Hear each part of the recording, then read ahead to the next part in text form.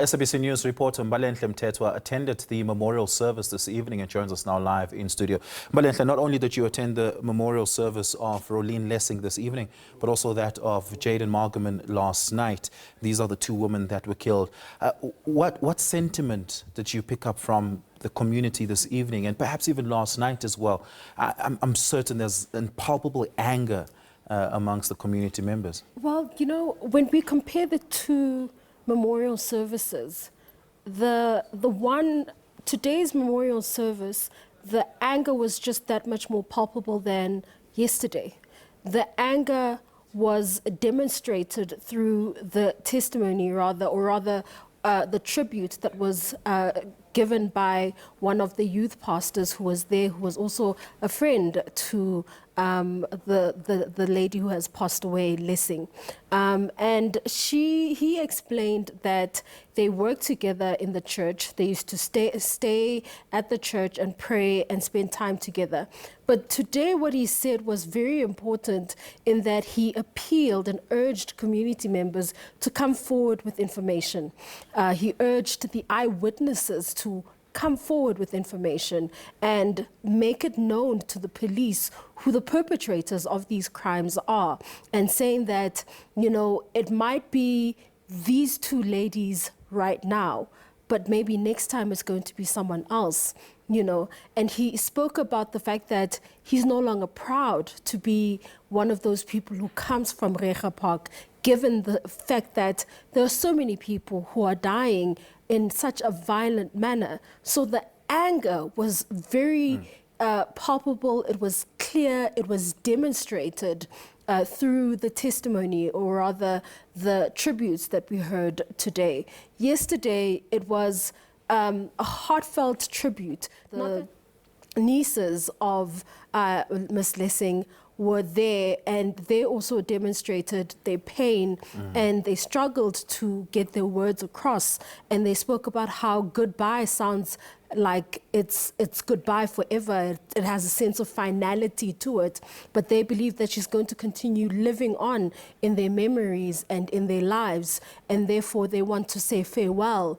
You know, the father of the son that they share with Lessing today said that, you know, the son wakes up in the middle of the night crying for mom, asking for mom, and finally he has come up and said he wants to say goodbye to mom and wants to see mom finally. Yeah. And this is a very sad situation for a young man to find themselves in, and a father having to, you know, try to make sense of what has happened. And you will remember that yesterday what we heard was that their only crime was going to the shops. Yeah. Several days after the shooting had taken place, in fact, not that long after, the Minister of Police had visited Rieger Park and had a press briefing where he shared some details announcing to the public at least that a renowned gangster from the community has been arrested in relation to this. Was that any sort of consolation for the community at all?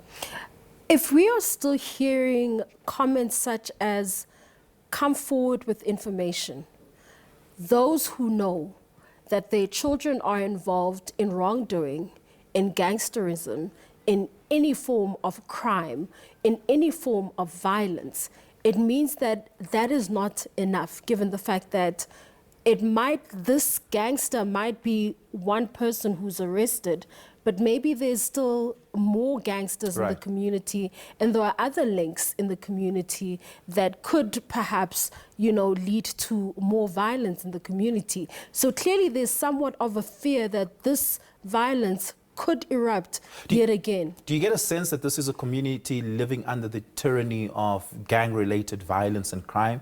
And is it something that the community is struggling to, you know, break through? That is to say, people are afraid to come forward out of fear of retribution? Absolutely. In the past, this is not the first time. You know that the last time we were in Reiger Park, there was a mass shooting where nearly 5 people had passed away. And we're back in Reiger Park because there's been a mass shooting yet again. 4 people this time have died.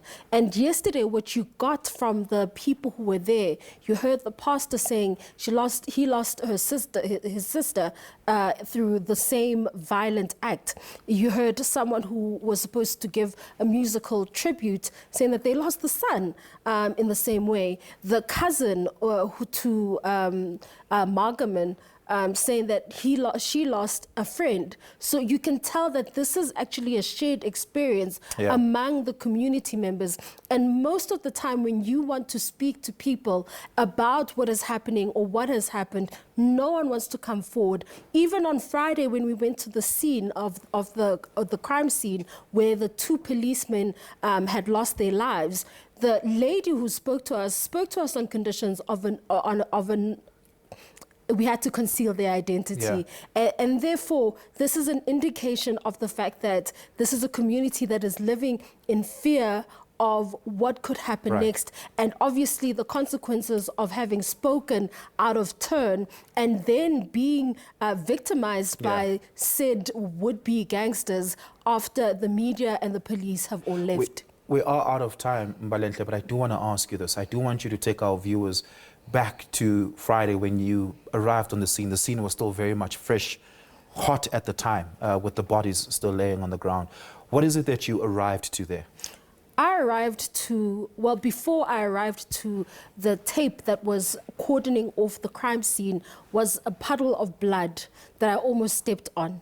And then as I walked forward, I saw a car, a police van that had rammed into a wall, and 2 bodies that were lying outside of the vehicle right next to the vehicle that had crashed into a wall, and puddles of blood surrounding those individuals. It was at a distance, but it was clear to see, and that's what you see. And we were told that there was another vehicle on the other side, and we were then informed that these 2 police officers were actually responding to another crime scene where these 2 young people had been killed. So it's unclear what the motive is for the shooting, but it seems as though there is a problem with senseless shooting where people are shot at and there's really no motive for it. Yeah, a clear case of gratuitous and senseless killing. Thank you so much for that update, Mbalenhle. Really do appreciate it. Mbalenhle Mthethwa was at the memorial services this evening and last night, and having reported on this from minutes after this had transpired.